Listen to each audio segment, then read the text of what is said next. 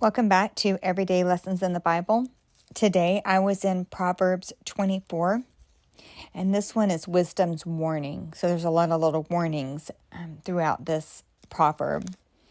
So it kind of starts out, don't want what other people have, especially those that are not walking with the Lord, because that just leads to trouble.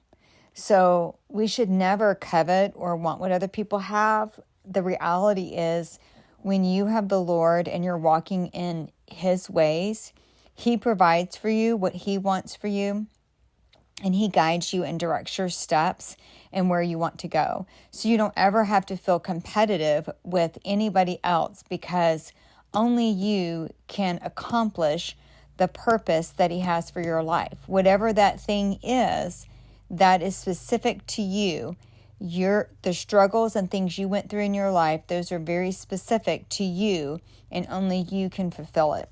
So always remember that, when you're wanting what somebody else has, go to the Lord about that and let Him help you with that. And then build your house on wisdom. And this is not just talking about the structure, but your family, your church, your business, your spiritual wealth. Build your life on wisdom, your house on wisdom. And wisdom will make you a mighty warrior. And so you'll have revelation knowledge, and that will increase in strength, which helps you become that mighty warrior. I think that's really cool. We'll all be warriors, right? And wisdom is not obtainable to fools. So fools, wicked people, evildoers, they kind of lump them all to the same in here.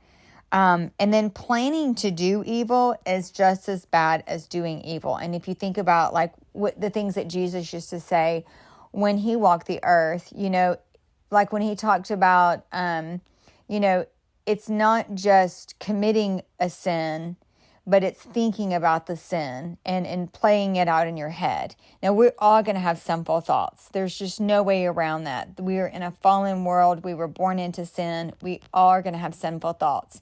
But when you rehearse those sins, like, for example, if you want something bad to happen to somebody, if you keep thinking about ways to do bad to that person, even if you don't commit it, you've still kind of done it in your heart.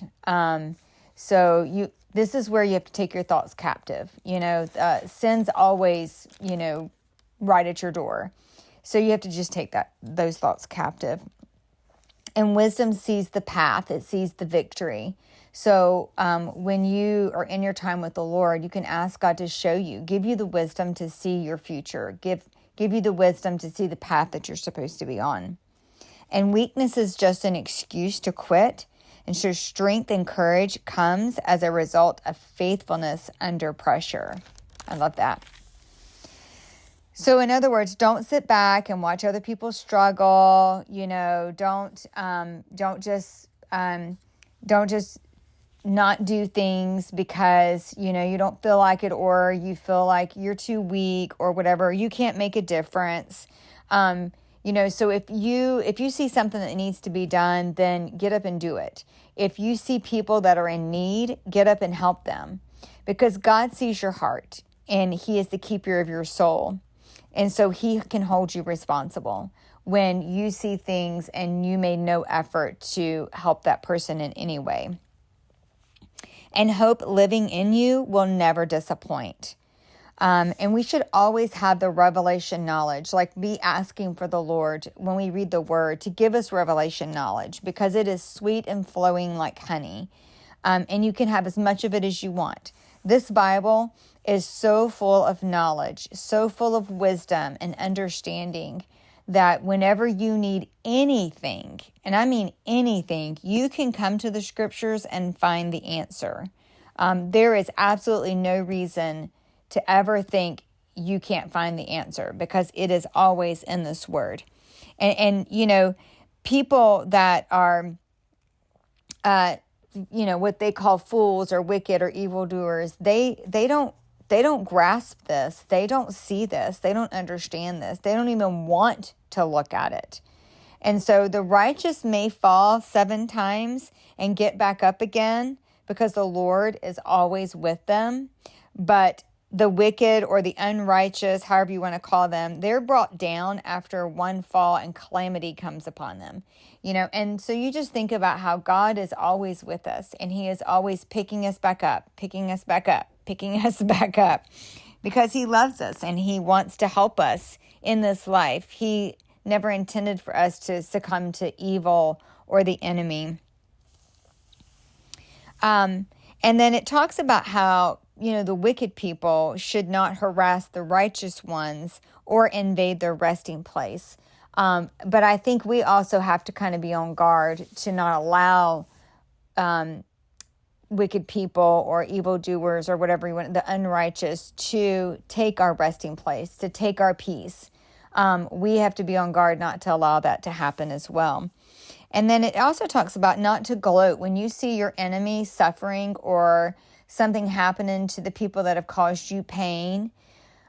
We are not to gloat about that. We are not to rejoice when they fall. And the Lord sees our heart, and it will displease him if he sees us doing that. Because say something comes upon somebody that did something bad to you, that's God's, punishing them because they are evil, in hopes to bring them out of that evilness, and it's just kind of a different way to look at it. He'll allow stuff to happen to those people that maybe have done you wrong, but when he sees how you're acting about it, he may just stop altogether, and ultimately that can cause a lot of other issues, I would think.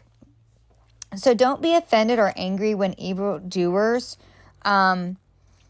get what they want, or they are successful or whatever, because people that are in that mindset, they will gloat, for one, but also they have no future. If you think about it, we have eternity, they do not. And so don't gloat when they are down or they're getting whatever's happening, and also don't envy them for when things are going great, because there is no future for them. Our prayers should be that they turn from their wicked ways. They turn back to the Lord, or turn to the Lord for the first time. So we should stand in awe of God and counsel others.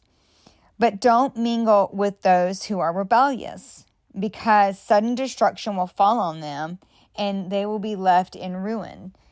So in other words, don't be around people where destruction can happen, where bad things may happen.